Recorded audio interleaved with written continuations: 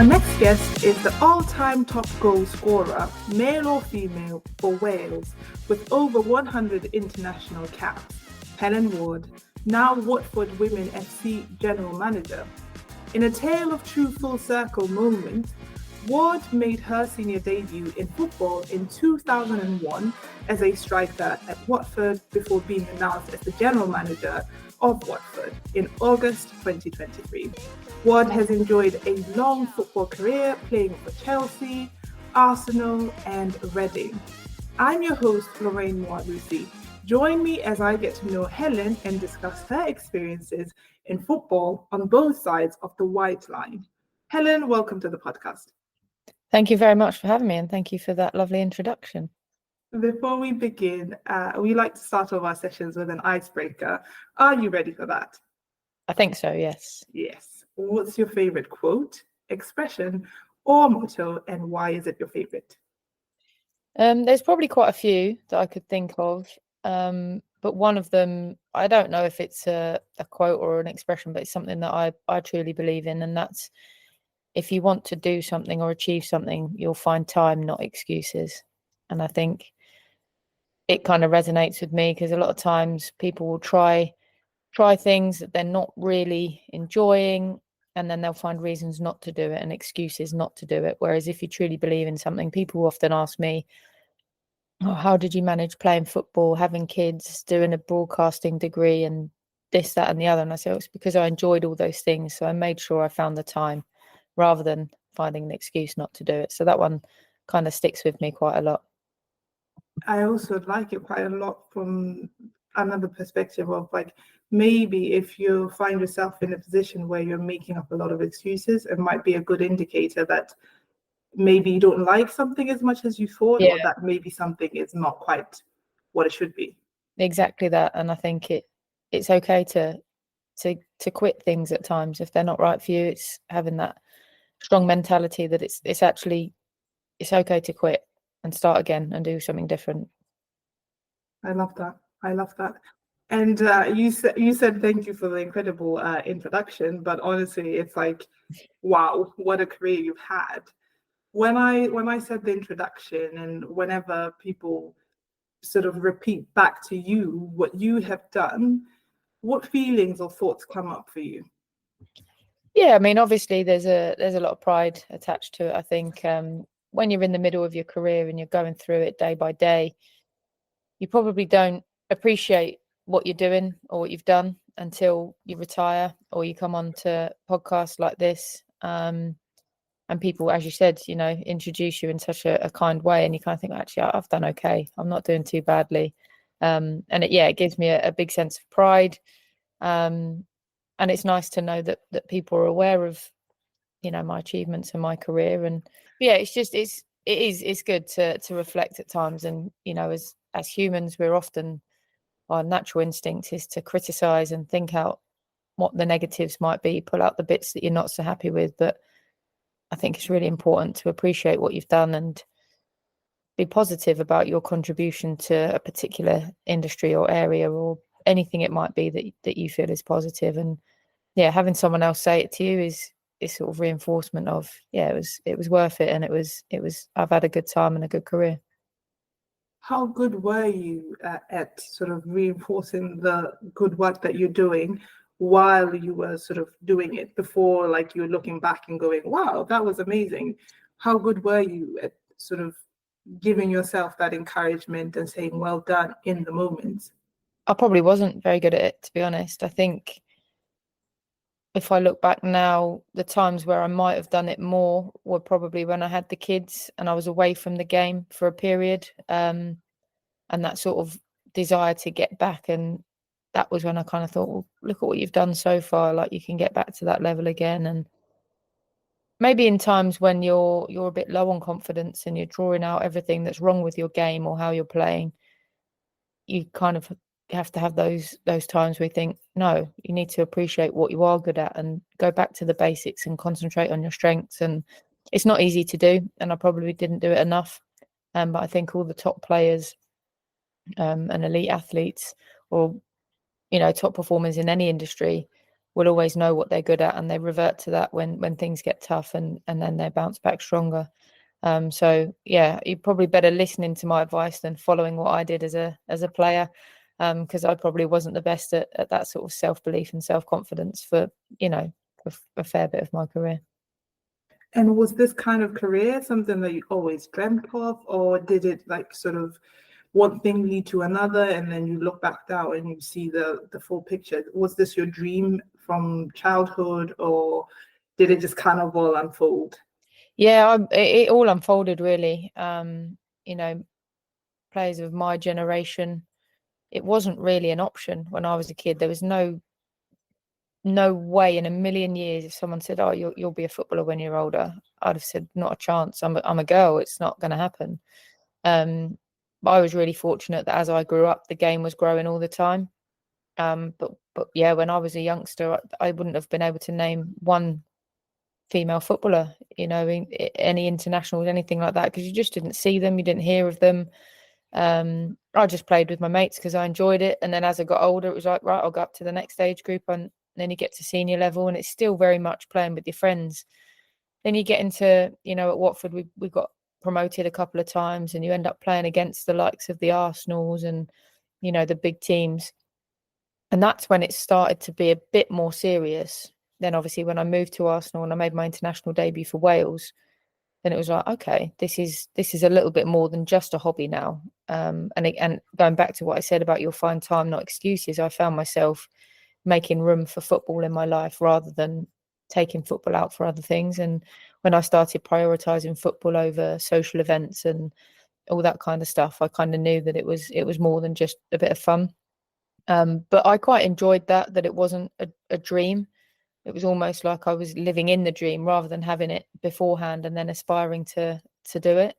But I love now that there are young girls and boys who can have that dream and really feel like it's a realistic career path and have high ambitions of being right up the top at, in what is a ever growing sport now in women's football and women's sport in general now. And there's often this pressure for women players specifically to sort of juggle the career on the pitch with, okay, how do I survive? How do I make a living? And I'd imagine that when you first started out, it was because now, like with up and coming players, the game is more professionalized. There are more initiatives being put in place to relieve that pressure of having to work a job or study, or while also playing football full time. What was that journey like for you? Was it? I'm quite interested to see how that was back then versus how it is now for the younger generation coming up. Yeah, so again, it was a case of finding something that fitted around my football and making sure that, rightly or wrongly, work was second best, and I got jobs that didn't involve work at the weekend. So I worked in schools. I made sure that I was free evenings and weekends to train and play. And the work sort of subsidised my football rather than the football subsidising my work. So you could argue that I put sort of any other sort of career on hold to pursue my football career.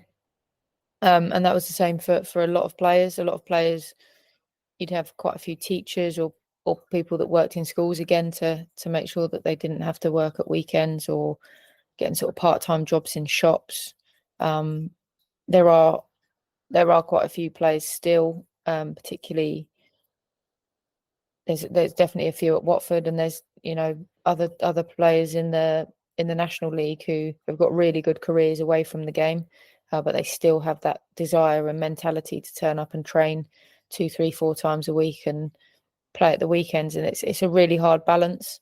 But what's great now, like you said, is the younger players now can focus fully on football, and although that is brilliant, I think there is still a little bit concern in the back of my mind that it's not paying money like the men's game, and it's not like you can have 2 or 3 years at the top level and then retire and not have to work again. So I do think there is a balance to be had, that education is still really important for our young players. And I say that about boys as well, because you never know that anything can happen. One injury and that your career is taken away from you. So I think it's important that we we maintain that sort of desire to allow our players to be educated and have other options away from the game, while still being able to fully concentrate and be professional and, you know, train day in, day out, look after their bodies properly. So it's not easy. And I say, in obviously women's football, it's probably that little bit tougher. But I also think there's that ingrained knowledge that you have to do that as a female player, that you have to have that little bit of something extra going on in the background, whether it's, as I said, studying or almost like a side hustle, if you like, learning all the time, so that when you do finish, you've got something that you can go into, and you're not worried about finances and how you're gonna live beyond your playing days.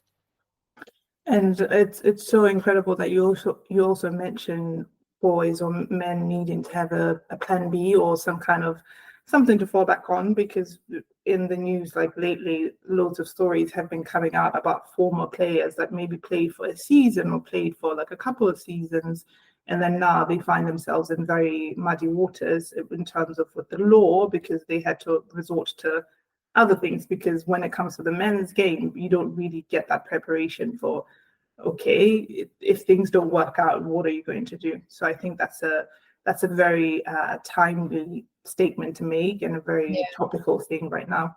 Yeah, and I think also with boys and men's football, it's so competitive to get those contracts, and you can have some top players that miss out. You might just be in the wrong club at the wrong time, or you don't get the right person watching you when you have your best game, and you know there's somebody else ready to take your place. And that's the harsh reality of it. But at the same time, because it's so competitive, young boys probably think, well, I haven't got time to focus on my school or, you know, another opportunity, because I've got to put everything into football. And it's so hard, and it's hard for parents as well, because they want their kids to do well.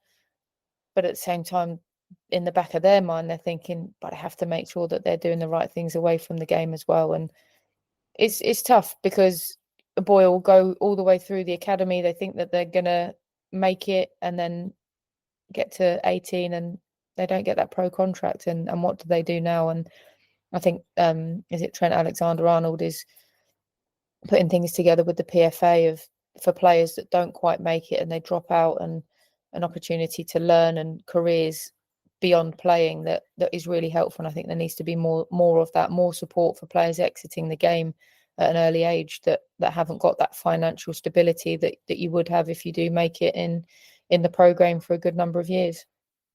And I think the US actually has a good structure when it comes to like collegiate sports, in the sense that players have to stay in college and learn something while keeping up their good grades, but also having the financial support to see through that entire degree or whatever it is they're getting. That's a very good structure to have in place. Most definitely. Now, you are no longer playing on the pitch, but you're still an active player in a different capacity as general manager for Watford FC, the women's team. What has that transition been like for you? It's been a learning curve. It's been a steep learning curve. Wasn't in my plans necessarily. I retired last summer, and it wasn't an easy decision. It wasn't a quick decision. It's something that I'd thought about long and hard. And I think probably at the start of last season, I knew that it was going to be my last.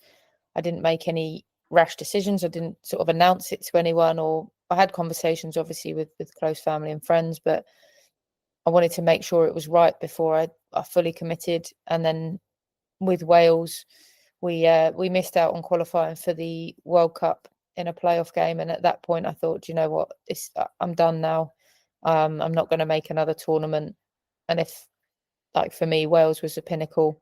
And as much as I love playing for Watford and the other clubs I was lucky enough to play for, Wales was always everything to me. And once I knew that was sort of done, I knew that come the end of the season, I'd want to step back altogether. So I had it. I knew that it was coming. Made the announcement about a year ago now. So just towards the last few weeks of the season. So I had a few conversations at the club. I wanted to stay involved in the game if I could, and the club were quite keen to keep me on, but we couldn't sort of figure out in what capacity that would be. Then the season sort of came to an end. People had a little break, and then when I came back in to have some conversations with people, the idea of being the general manager came up. Laura Dyer, who stepped in as interim last year, did a fantastic job, but she wanted to focus on her coaching and wasn't able to. She didn't feel she was able to do both roles simultaneously. So they said, "What do you think?" And my initial reaction was, "I'm not sure that's for me. I'm not sure I've got that in me." But the more we discussed it, the more we talked about it, and I'm really lucky at Watford that they support me, and the fact that I've got a young family. And I explained that part of the reason I was retiring was because I wanted sort of family time back at evenings and weekends. And they kind of said, look, you can work it how you need to, as long as you're getting the work done, in terms of working from home, all that kind of stuff. You can make it work for yourself and your family. And that was a big factor for me. So I thought, why not? It's a good opportunity to learn. And yeah, it's been interesting. I've seen a very different side to the game. It's not like a player when you can just turn up, put your boots on, get on with it, and then go home at the end of the day. There's lots to it. There's lots of admin, lots of conversations, things like this as well, trying to get the word out there about not only women's football, but Watford as a club as well.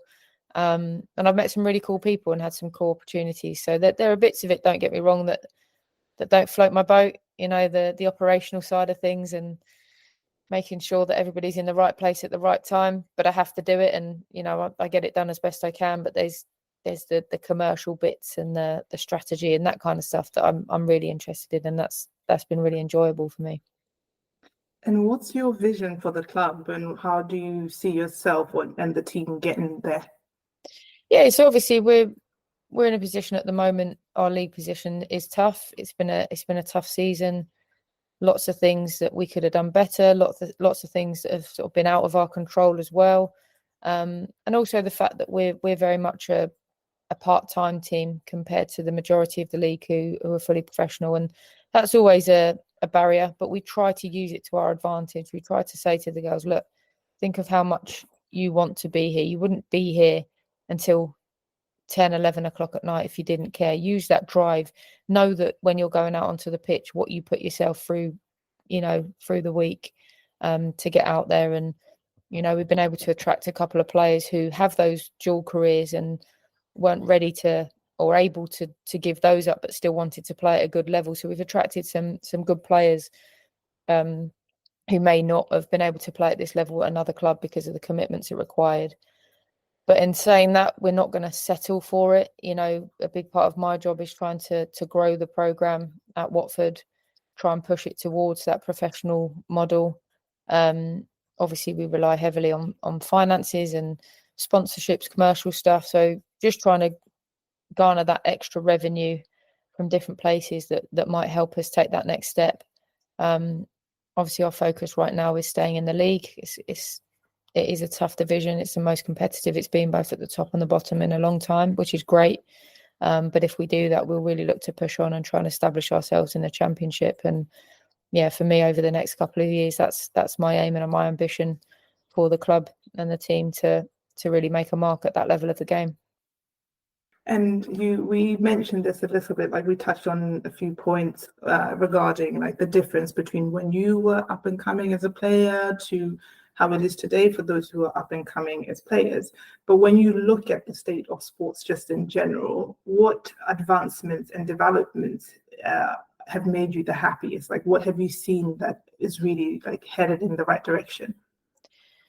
I think in recent times it's the determination of the broadcasters and media to put women's sport out there and make it the forefront despite some negativity around it from certain places, and it's sort of almost like a sticking two fingers up and saying we're not going anywhere. And that determination and that knowledge that what you're putting out there is good and people are interested. I think you look at a club like Arsenal where they're breaking records every time they step on the pitch at the moment in terms of attendances, and I think the general public now really getting behind it, I think is fantastic. And then the next generation, the kids, kids of my kids' age, they're growing up and it's normal. And that's the biggest thing, is it's being normalized. It's not such a big thing like, oh my goodness, you're a woman and you play football. Like, that's so unusual. It's normal now. And the longer that is the case, obviously, the better it's going to be. I think now the next step is for more and more organisations to realise the potential of women's sport and how marketable it is. A lot of female athletes have really great stories to tell that perhaps are a bit different to their male counterparts, just because of the trials and tribulations we've been through. And I think it's important that businesses and corporations understand that, and they want to project that and put it out there. And that can only help grow the game. So there's been some really good developments, but I still think there's a lot more we can do as well. And specifically with broadcasting, like with the WSL and NWSL in the US, like they've renegotiated deals that are like the highest they've ever been. So there's so much that is going on. And tying it back to what you said about where you at Watford need to go is like getting all that commercial bits in place so that you can support the development of the sport. So it is fantastic to see that there's so many developments. But on the flip side, what challenges do you believe that sports organizations need to address with immediacy, or even just the general sort of like sporting ecosystem? Like, what needs to be really tackled head on so that we can see even more development within women's sports? I think it's that risk and reward. I think quite often we're obsessed with, well, we can't possibly put that much money in because it's not bringing any, we're not getting any back yet. But I see from a male sport perspective, companies are a lot more willing to gamble, if you like, and put that faith that they will get the money back, even if they're not to begin with. And it's kind of like you've got to invest to get back. And that's what I'd like, is a few more risks taken, because I do believe it will grow. At the moment, ticket prices don't match the men's game, and I don't think that's a terrible thing.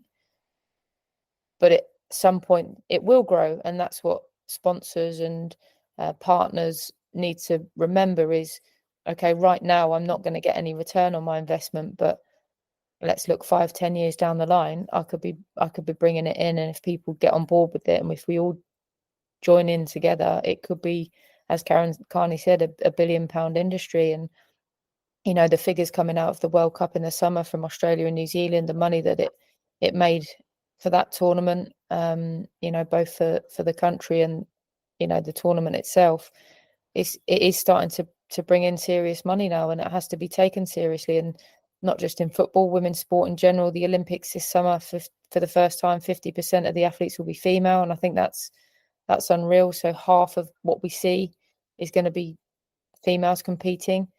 And as I said, we're here to stay. So let's get on board and let's enjoy it. We don't have to keep comparing ourselves to male sports. We can enjoy them side by side. And I think the sooner people realise that, the better. And as I said, the younger generations now are starting to see that. And then as they become adults and they start getting into business and all that side of things, then hopefully that shift will really start to happen.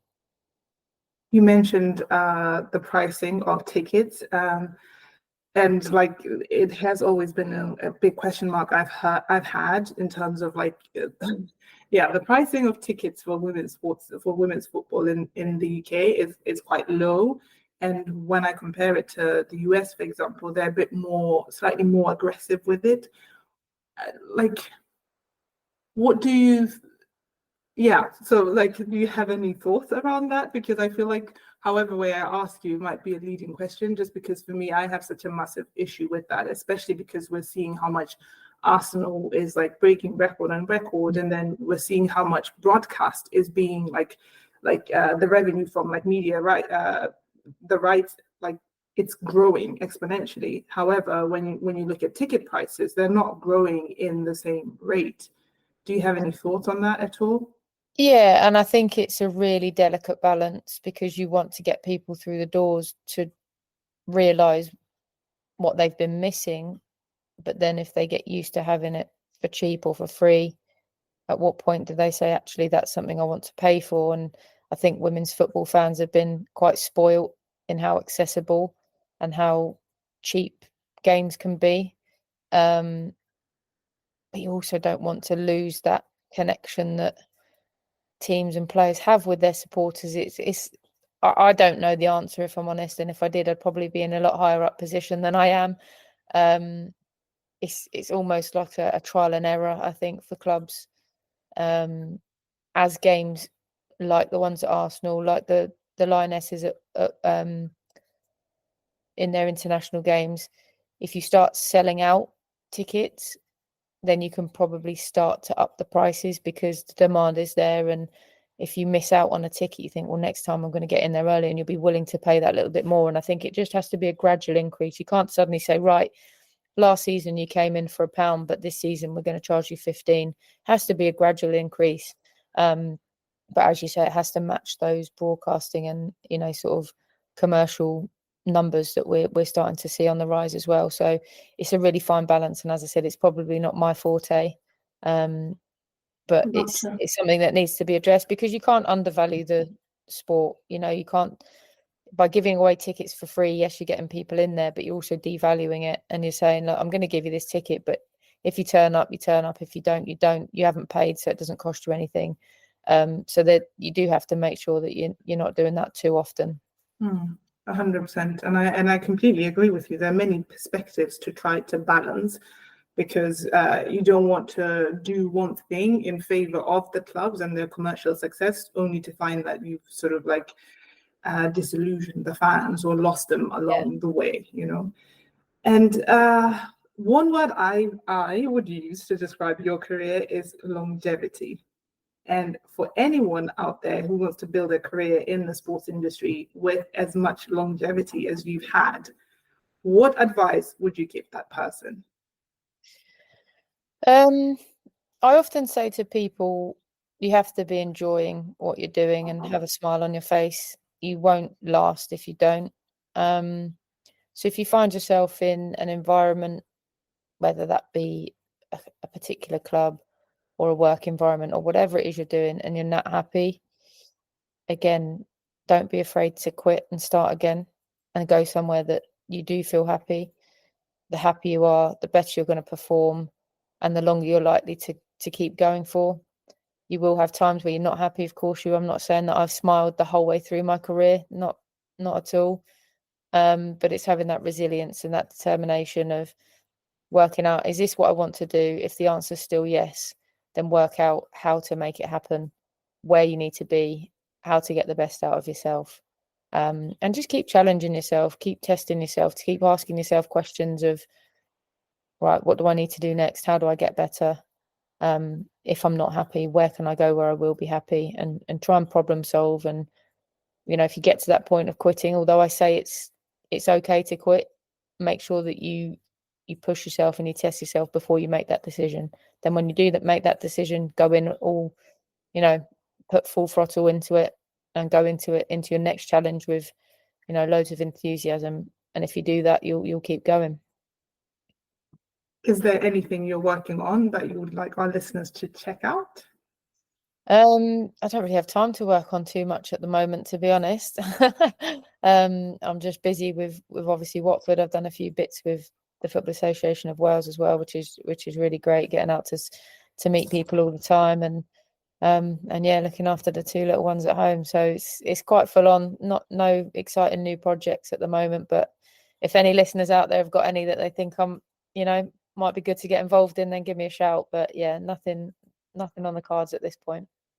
Wonderful. And if they do have projects and they want to get in contact with you, where can they find you? So I'm on Instagram, LinkedIn, Twitter, or X.